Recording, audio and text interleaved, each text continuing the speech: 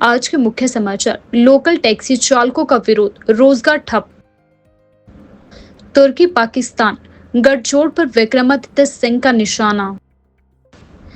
Cricket stadium पर्यटकों के लिए अगली सूचना तक बंद। हिमाचल में ड्रोन तकनीक को मिल रही नई उड़ान।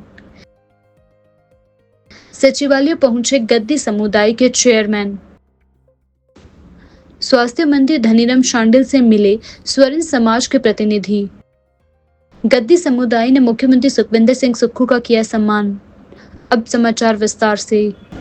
छोटा शिमला टैक्सी स्टैंड पर मंगलवार को लोकल टैक्सी चालकों ने जोरदार विरोध प्रदर्शन किया। चालकों का आरोप है कि बाहरी टैक्सी ऑपरेटरों और ऑनलाइन सेवाओं के बढ़ते प्रभाव के कारण उनका पारंपरिक रोजगार बुरी तरह प्रभावित हुआ है। प्रदर्शनकारी चालकों ने स्थानीय प्रशासन और राज्य सरकार से मांग की है कि लोकल टैक्सी यूनियनों को प्राथमिकता दी जाए और बाहरी टैक्सियों पर सख्त निगरानी भी रखी जाए। टैक्सी चालक ने बताया कि हम वर्षों से स्थानीय लोगों और पर्यटकों को सेवा दे रहे हैं, लेकिन अब हमारी रोजी रोटी पर संकट मंडरा रहा है। सरकार से हमारी अपील है कि हमें संरक्षण दे और कोई ठोस नीति बनाई जाए। प्रदर्शन के दौरान चालकों ने यह भी चेतावनी दी है कि यदि जल्द कोई समाधान नहीं निकला तो वे सड़कों पर उतरकर व्यापक आंदोलन भी कर सकते हैं। प्रथम मैं ये कहना चाहूँगा कि जैसे कि आपने कहा कि यहाँ पे जो टूरिस्ट का जो काम है वो हमारे जो टैक्सी वर्ग और टूरिज्म सेक्टर को जो है वो बहुत बुरी नज़र लग गई है। जैसे सबसे पहले कोरोना ने हमें मारा, उसके बाद त्रासदी आई और अब ये जो इमरजेंसी देश में जो ये हमारा वॉर चल रहा है, इसमें जो एक तरह के जो मैसेज आ रहे हैं, इससे टूरिस्ट जो है बहुत सहमा हुआ है, डरा हुआ है और वो नहीं कहीं का भी रिस्क ले रहा है। दूसरी चीज़ हम सरकार से ये चाहते हैं कि सरकार जो है टूरिज़्म वर्ग के लिए कुछ सोचे। सोचने का मतलब ये है कि यहाँ पे जो भी लोग आते हैं टूरिस्ट, वो अपनी गाड़ी लेके आ रहे हैं। हमारी गाड़ियाँ खड़ी की खड़ी है, वो चाहे आप टैक्सी ले लो, चाहे हमारे यहाँ के बसें ले लो, लेकिन सरकार समय समय पे जो है HRTC की इन्होंने अभी किराया बढ़ा दिया है, तो अब लोग जो है अपनी प्राइवेट गाड़ी को इम्पोर्टेंस दे रहे हैं, टैक्सी को कम कर रहे हैं, क्योंकि बस में भी वही किराया है और टैक्सी में भी वही किराया है। इसलिए वो लोग सोचते हैं कि हम अपनी गाड़ी लेके चलें, जिससे जाम की स्थिति बनी हुई है। आपके सामने देख ही रहे हैं आप लोग के लाइनें लगी रहती है सारा दिन भर। प्राइवेट गाड़ियाँ इसमें जो है 90% है, 10% कहीं कमर्शियल गाड़ियाँ हैं। और सरकार की जैसे हम बात कहें इसको टूरिज़्म को बढ़ाने के लिए, सरकार की जो HRTC की जो बसें हैं ये बहुत ही खस्ता हालत है इनकी। इनमें अगर देखा जाए तो किसी भी तरह की सुविधा नहीं है। डस्टबिन का एक इन्होंने अभी मुद्दा लगाया। सबसे पहले तो अपनी HRTC की जो सर्विस है इसको जो डिलक्स या सेमी डिलक्स के रूम में बनाए, क्योंकि ऑर्डिनरी का ज़माना ख़त्म है। हर लोग जो है आज की डेट में कंफर्ट चाहता है। और जैसे कि हमारी टैक्सियां हैं तो हमारी टैक्सियों में जो मिनिमम जो है 4 सीटें होती हैं, 5 ही हो जाती है, ओवरलोडिंग का चलान हो जाता है। दूसरी चीज़ क्या होती है कि हमारे अभी इन्होंने डस्टबिन का किया है, जो कूड़ा फेंक रहा है उसका 1000 रुपये का चलान है और जो कूड़ा रखने वाला है उसका 15,000 का चलान। तो ये थोड़ी सी सरकार की जो है ये गलत मैसेज जो है जनता के बीच में और टूरिस्ट के बीच में जा रहा है। दूसरे हमारे सीट बेल्ट का चलान है जी, 1500 रुपये का चलान है। आप देखो 52 सीटर बस सरकार की है, इसमें कितनी सीट बेल्टें लगी हुई है, जबकि ये भी सफ़र वहीं हो रहे हैं। ये बसें भी वैसे ही चलती है जैसे छोटी गाड़ियाँ चलती है, जबकि इन बसों में भी इनकी सीटें सही हो और इसमें भी सीट बेल्ट लगाई जाए। ये ना हो कि टैक्सी वर्ग के ऊपर ही थोपे जा रहे हैं आप लोग कोई ना कोई नोटिफिकेशन टैक्सी पे। गवर्नमेंट की सरकारी गाड़ियाँ देखिए, इनके खर्चे इतने। अब इनकी अगर आप लॉग बुक चेक करें, ये फ्यूल इतना खर्च देते हैं कि बाकी इनकम और इनके 80,000 1.5 लाख इनके ड्राइवरों की तनख्वाह है। हम मात्र एक डिज़ायर गाड़ी जो है इनको 55,000 रुपये में मंथली बेस पे देते हैं कि कम से कम जो रेट, इसमें हमारा ड्राइवर भी है, मेंटेनेंस भी है, ड्यूटी भी है और जैसे DC ऑफिस वगैरह हर जगह हमारे वेंडरों ने गाड़ियाँ दे रखी है। सरकार से हम दरख्वास्त करते हैं कि नियरेस्ट जो भी हमारे टैक्सी बूथ है और यहाँ के जो जितने भी यहाँ पे डिपार्टमेंट है, इसमें हमारी गाड़ियाँ जो है सरकारी डिपार्टमेंट में अटैच की जाए। मुख्यमंत्री सुखविंदर सिंह सुक्खू को आज शिमला सचिवालय में गद्दी समुदाय के प्रतिनिधियों ने विशेष रूप से सम्मानित किया।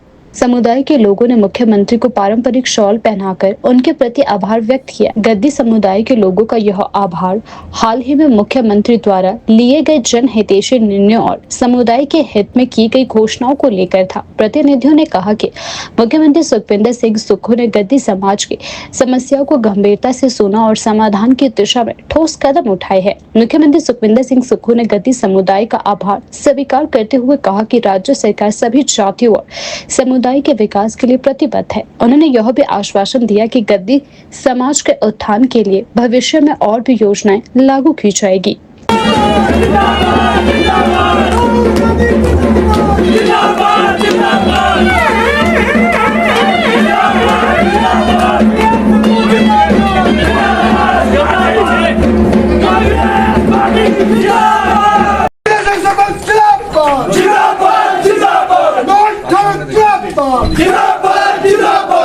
आप जानते हैं कि 1947 के बाद जब हमारा देश आजाद हुआ था, तब से लेकर आज दिन तक नॉन ट्राइब एरिया में गद्दी समुदाय को कांग्रेस की तरफ से कोई भी अधिमान नहीं दिया गया था।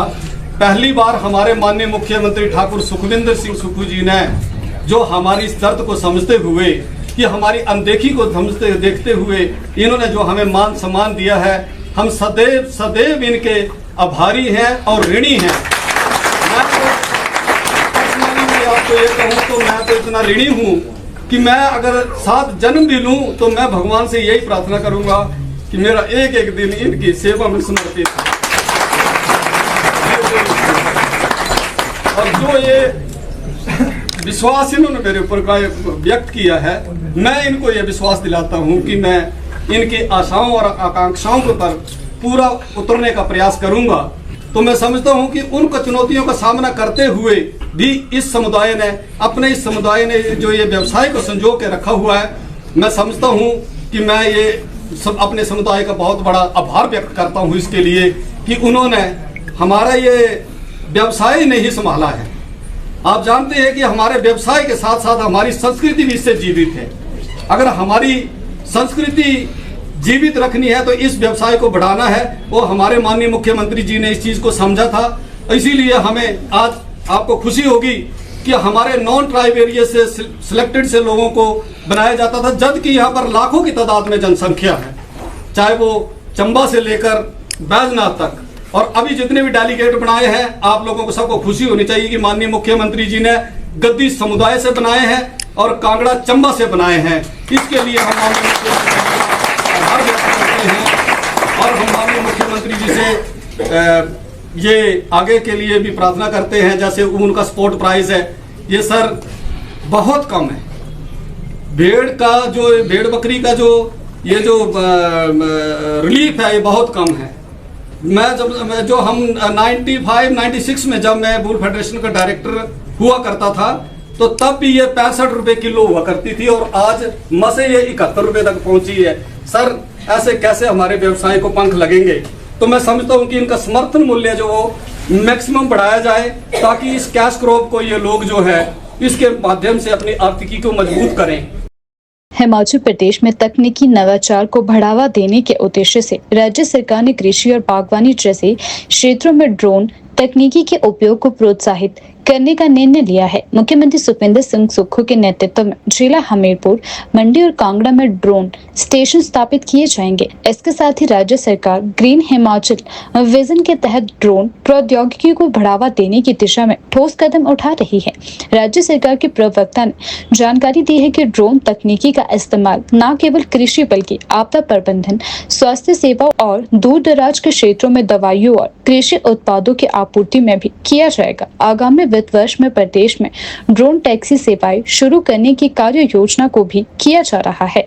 इस पहल के तहत राज्य के राजकीय औद्योगिकी प्रशिक्षण संस्थानों से वर्ष 2024-25 में 243 युवाओं को ड्रोन तकनीक से संबंधित प्रशिक्षण दिया जाएगा, जिससे प्रदेश को कुशल तकनीकी कार्यबल उपलब्ध हो सकेंगे। तकनीकी शिक्षा को बढ़ावा देने के लिए सरकार ने कई कदम उठाए हैं।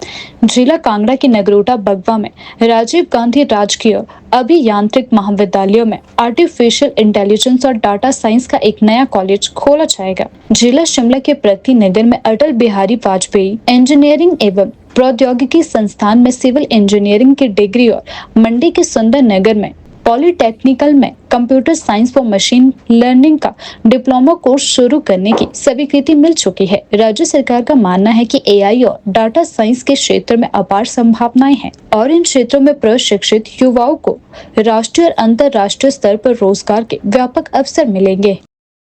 हिमाचल प्रदेश के लोक निर्माण मंत्री विक्रमादित्य सिंह ने हाल ही में तुर्की द्वारा पाकिस्तान को दिए गए सहयोग पर चिंता जताई। उन्होंने इसे भारत के लिए गंभीर सुरक्षा और कूटनीतिक चुनौती बताया। साथ ही उन्होंने कहा कि जम्मू कश्मीर के पहलगाम में हुए आतंकी हमले के बाद भारतीय सेना द्वारा किए गए प्रदर्शन की उन्होंने सराहना की है। उन्होंने इसे राजनीतिक मुद्दा न मानते हुए कहा कि यह एक एकजुटता का प्रतीक है जिसमें 140 करोड़ भारतीय नागरिक एकजुट हुए हैं। विक्रमादित्य सिंह ने यह भी कहा कि पूरा भारत प्रधानमंत्री नरेंद्र मोदी के साथ खड़ा है। साथ ही विक्रमादित्य सिंह ने कहा कि तुर्की का सेब जो भारत में आ रहा है वह एक चिंता का विषय बन चुका है।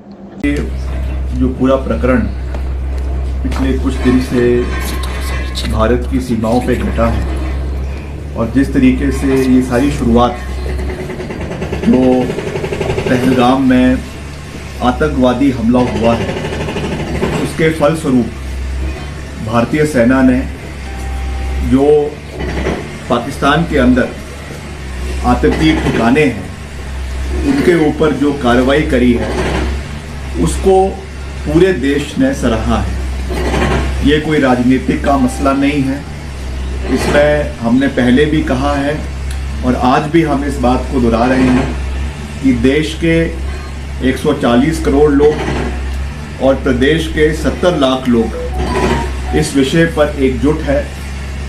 हमारे देश के आदरणीय प्रधानमंत्री जी के साथ है और उसके साथ साथ जो हमारी आर्म फोर्सेस है उनके साथ पूरी चट्टान की तरह खड़े हैं। और इसमें निर्णायक जो है कार्यवाही हमारी भारतीय सेना द्वारा और सभी आर्म फोर्सेस द्वारा, चाहे वो थल सेना है, चाहे वो वायु सेना है, चाहे वो नेवी है, उनके माध्यम से कोऑर्डिनेटेड तरीके से करवाई गई है और निश्चित तौर से इस पे हम सबको गर्व है। जिस तरीके से अमेरिका के राष्ट्रपति ने इसमें जो बात रखी है, जो उन्होंने सीज फायर की बात करी और हमारे आदरणीय प्रधानमंत्री श्री नरेंद्र मोदी जी ने पिछले कल जो देश को संबोधन दिया उसमें क्लैरिटी से इस बारे में बात नहीं हुई है। तो इस पे पूरे विपक्षी दल ने, जिसमें कांग्रेस पार्टी प्रमुख विपक्षी दल है और उसके साथ साथ सभी और विपक्षी दलों ने ये कहा है कि इमीडिएटली जो है वो लोकसभा का और राज्यसभा का सेशन कॉल करना चाहिए, पार्लियामेंट के सेशन को कॉल करना चाहिए, क्योंकि सभी लोगों को अपना विचार रखना का अधिकार भी है और सबने जो देश की एकता है, देश की अखंडता है और जो एकता पूरे विपक्ष ने सरकार के साथ इस पूरे संकट की घड़ी में दिखाया है उसको सदन के पटल के ऊपर भी दिखाने की आवश्यकता है। इसीलिए ये स्वाभाविक है कि लोकसभा का सेशन इमीडिएटली कॉल होना चाहिए और सब वहां पर अपनी बात को रखें। किस तरीके से आगे हमने अपनी नीति को बनाना है, किस तरीके से नीति को तय करना है, ये हमारे जो देश के नेता है, चाहे वो पक्ष के हैं चाहे वो विपक्ष के हैं, वो इसके ऊपर अपनी चर्चा करें और हमारी आने वाले समय में क्या नीति रहेगी। क्योंकि अभी भी प्रधानमंत्री जी ने कल अपने भाषण में ये बात करी है कि हमने सीज फायर को परमानेंटली बंद नहीं किया है। जहां तक इसमें सेब के इंपोर्ट की बात है, ये बहुत चिंता का विषय भी है। वैसे तो हम तो पहले से ही कह रहे हैं कि हिमाचल, क्योंकि एक फ्रंट लाइन में हिमाचल का सेब पूरे देश के अंदर जाता है और जिस तरीके से जो हमारी इंपोर्ट ड्यूटीज देश की है, जब भी उसमें जो है वो कमी होती है तो उसका सीधा नुकसान वो हिमाचल को होता है। उस दृष्टि से चाहे वो अमेरिका का सेब है, चाहे चीन का है, और आज के परिप्रेक्ष्य में जो तुर्की का सेब जो भारत में आ रहा है, ये भी एक चिंता का विषय बन रहा है। निश्चित तौर से आप देख रहे हैं और पूरा देश इस चीज को देख रहा है, पूरा प्रदेश इस चीज को देख रहा है कि कहीं ना कहीं जो हमलावर पाकिस्तान रहा है उसमें एक टैक्टिकल सपोर्ट जो है वो टर्की का रहा है। चीन का तो रहा ही है, मगर उसके साथ साथ टर्की भी कहीं ना कहीं पाकिस्तान के साथ खड़ा हुआ नजर आया है। चाहे वो ड्रोन्स का इस्तेमाल की बात है, चाहे वो और टेक्नोलॉजिकल जो चीज़ें टर्की से पाकिस्तान को सप्लाई हुई है उस चीज़ के मद्देनज़र है। तो निश्चित तौर से जो इतनी भारी मात्रा में भारत के अंदर तुर्की का सेब आ रहा है और उसका सबसे ज़्यादा नुकसान अगर किसी राज्य को हो रहा है, डायरेक्ट इम्पैक्ट अगर किसी राज्य को उसका हो रहा है तो वो हिमाचल प्रदेश को हो रहा है। हिमाचल प्रदेश क्रिकेट एसोसिएशन ने धर्मशाला अंतर्राष्ट्रीय क्रिकेट स्टेडियम को आगामी आदेशों तक पर्यटकों तथा आम लोगों के लिए बंद रखने का निर्णय लिया है। यह निर्णय भारत और पाकिस्तान के बीच बढ़ते तनाव को ध्यान में रखते हुए लिया गया है। IPL 2025 के दौरान सुरक्षा कारणों से स्टेडियम में आम लोगों और पर्यटकों की आवाजाही प्रतिबंधित कर दी गई थी। 8 मई को पंजाब किंग्स और दिल्ली कैपिटल्स के बीच खेले जाने वाले मुकाबले को भी ऐन वक्त पर रद्द करना पड़ा और दर्शकों को स्टेडियम खाली करने के निर्देश दिए गए। इसके तुरंत बाद स्टेडियम की सभी लाइटें बंद कर दी गई। HPCA सचिव अवनीश परमार ने पुष्टि करते हुए कहा कि स्टेडियम को फिलहाल अगली सूचना तक बंद रखा जाएगा। स्टेडियम के बाहर पर्यटकों के लिए स्पष्ट सूचना बोर्ड भी लगा दिए गए हैं ताकि किसी को कोई भ्रम ना हो। धर्मशाला का यह स्टेडियम न सिर्फ क्रिकेट प्रेमियों के लिए बल्कि पर्यटकों के लिए भी एक बड़ा आकर्षण रहा है, लेकिन वर्तमान परिस्थितियों को देखते हुए सुरक्षा को सर्वोपरि रखते हुए यह कदम उठाया गया है। शिमला सचिवालय में एक विशेष क्षण देखने को मिला जब गद्दी समुदाय के प्रतिनिधि मंडल ने मुख्यमंत्री सुखविंदर सिंह सुक्खू से मुलाकात की। इस अवसर पर गद्दी समुदाय के चेयरमैन हेमदर्शन से रूबरू हुए। उन्होंने मुख्यमंत्री के प्रति दिल से आभार जताया। उन्होंने कहा कि हम मुख्यमंत्री सुखविंदर सिंह सुक्खू का दिल से आभार करते हैं। उन्होंने हमेशा गद्दी समुदाय की बात को गंभीरता से लिया और हमारी परंपराओं, संस्कृति व आवश्यकताओं को समझने का प्रयास किया है। उन्होंने आगे कहा कि सरकार द्वारा गद्दी समुदाय के लिए उठाए गए कदमों से समुदाय में एक नई ऊर्जा और विश्वास जगा है। मुख्यमंत्री सुक्खू ने भी इस दौरान आश्वासन दिया है कि राज्य सरकार हर वर्ग के विकास और अधिकारों की रक्षा के लिए प्रतिबद्ध है। गद्दी समुदाय की यह भेंट न केवल सम्मान और सहयोग का प्रतीक थी, बल्कि यह दर्शाती है कि सरकार और जनजातीय समुदाय के बीच संवाद और विश्वास लगातार मजबूत होता जा रहा है। मैं आपको ये बताना चाहता हूँ कि हाल ही में हमारे माननीय यशस्वी मुख्यमंत्री ठाकुर सुखविंदर सिंह सुक्खू जी ने जो मुझे वूल फेडरेशन का चेयरमैन नियुक्त किया है, उसके लिए मैं उनका आभार व्यक्त करता हूँ और हमेशा ही मैं उनका ऋणी रहूँगा।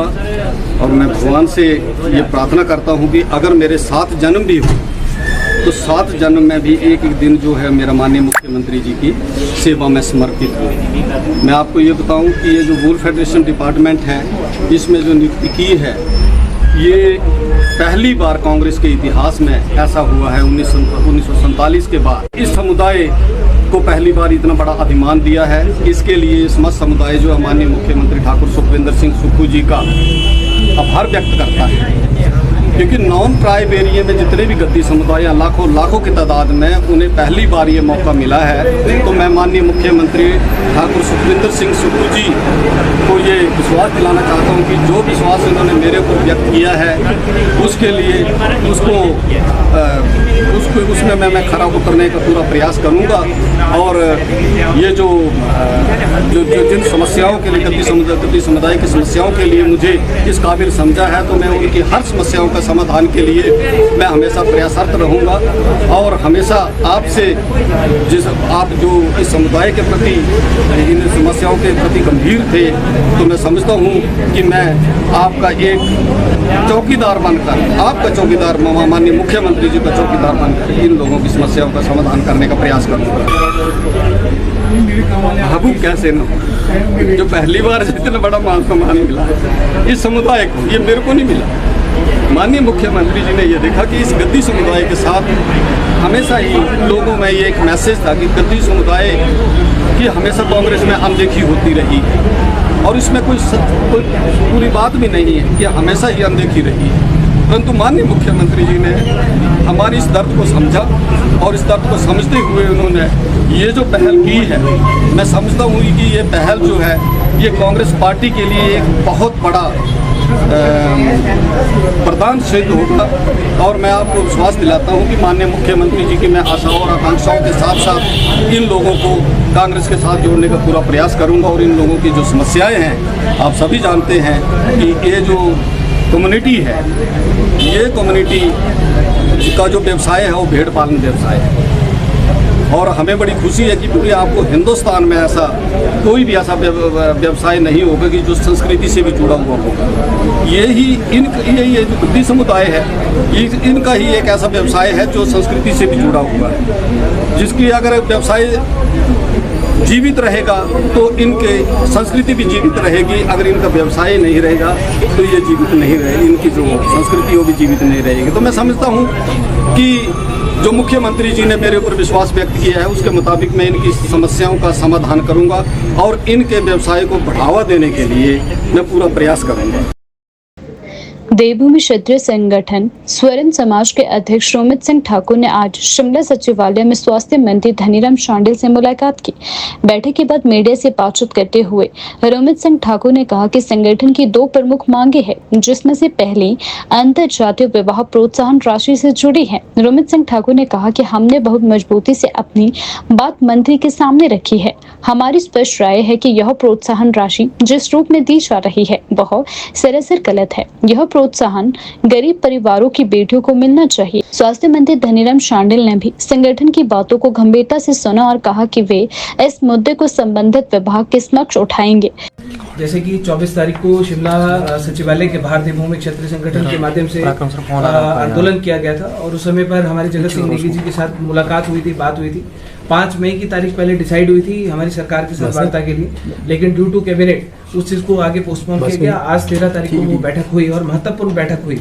इसमें कई विभागों के जो मुख्य अधिकारीगण हैं वो इसमें शामिल रहे और जो हमारे शांडिल जी हैं, मंत्री जी हैं, वो विशेष रूप से इसमें उपस्थित थे। और स्वर्ण आयोग की मांग, जहां हमने उस समय पर भी अपनी 2 मांगे मुख्य रूप से रखी थी कि पहला है स्वर्ण आयोग, बहुत पुरानी लंबित मांग है और जिस चीज़ को लेकर हम लोग लगातार लड़ते आए हैं, और दूसरा अंतर्जातीय विवाह प्रोत्साहन राशि योजना।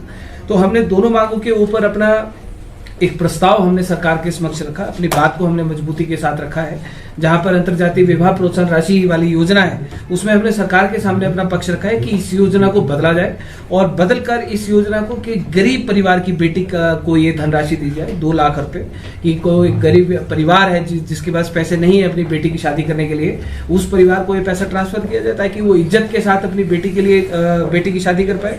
क्योंकि ये जो प्रोत्साहन राशि है, तो हमने क्लियर शब्दों में हमने मंत्री जी को भी और अधिकारियों को कहा कि ये प्रोत्साहन राशि नहीं है, एक फिरौती है बेटी के ऊपर।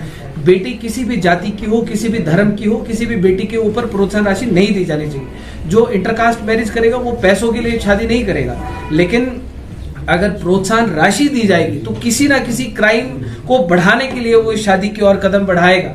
तो हमने कहा कि इस योजना को बदला जाना चाहिए। दूसरा, स्वर्ण आयोग की जहां पर बात आती है, तो स्वर्ण आयोग के लिए मैं आपको इसकी पूरी कॉपी मैं आपको साथ में दूंगा। इसमें बहुत सारी मांगे हैं जो हमने स्वर्ण जनरल कैटेगरी कमीशन में, हमारा जो स्टूडेंट है, हमारे जो किसान हैं, हमारा जो यूथ है, हमारे जो गवर्नमेंट एम्प्लॉयज हैं, हमारे जो व्यापारी हैं, उनको हम किस प्रकार से हम लोग बेनिफिट दे सकते हैं। जहां पर अदर कमीशन है, चाहे SC/ST कमीशन है, चाहे OBC कमीशन है, माइनॉरिटी कमीशन है, वो अपने हर वर्ग के व्यक्तियों के बारे में बात करते हैं। तो हमने इसमें हर वर्ग अपना, चाहे वो यूथ है, कोई भी है, उसके बेनिफिट के लिए हमने जो इसमें डिमांड्स हमने सरकार के समक्ष दी है। मंत्री जी ने इसमें कहा कि मुख्यमंत्री साहब के समक्ष हम इसके ऊपर डिस्कस करेंगे। और क्योंकि ये जो स्वर्ण आयोग है, हमने इसमें इनको कहा है कि आप इसमें फर्स्ट कमेटी का गठन करें, 5-7 लोग जो भी उसमें अधिकारीगण होंगे, सरकार के लोग होंगे और हमारे देवभूमि क्षेत्रीय संगठन के सदस्य उस कमेटी में होंगे, जो एक जनरल कैटेगरी कमीशन को लेकर एक ड्राफ्ट तैयार करेंगे। और उस ड्राफ्ट को हम लोग आपस में मिलकर कि अगर हम लोगों को लगता है कि कोई कमी है, ये चीजें इसमें एड ऑन होनी चाहिए, उसके बारे में हम अपनी बात रख पाए और कमेटी गठन करके, क्योंकि ये जो कमीशन है, ये कमीशन एक्ट के तौर पर बनना है हिमाचल प्रदेश में, और जब ये एक्ट के तौर पर बनेगा तो ये सीधे तौर पर ये इसका बिल पास होगा सदन के भीतर। तो सरकार अब इसमें क्या कदम उठाती है, मंत्री जी ने बड़ा पॉजिटिवली हमको रिस्पॉन्ड किया है और उन्होंने कहा है कि मुख्यमंत्री के साथ 1-2 दिन के भीतर वो डिस्कस करेंगे पूरा, और उसके बाद मुख्यमंत्री साहब के साथ हमारी बैठक होगी।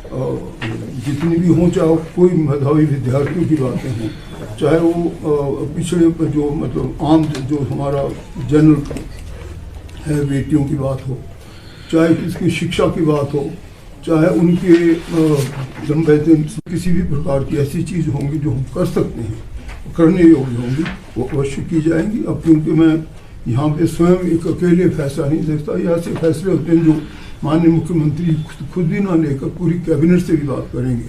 तो मेरा अपना मानना है कि हम जितनी भी इन्होंने बातें कही हैं, जो कि आज इनकी यहाँ पे सुनने को मिली, हमारी काफ़ी समय से काफ़ी देर तक बातचीत हुई, और हम चाहते हैं कि ऐसा कुछ न रहे। जो इन्होंने प्रस्ताव दिए हैं उन पर अच्छी तरह से विचार निर्णय होगा और इससे जो भी रास्ता निकल सका संभावित किया जाए।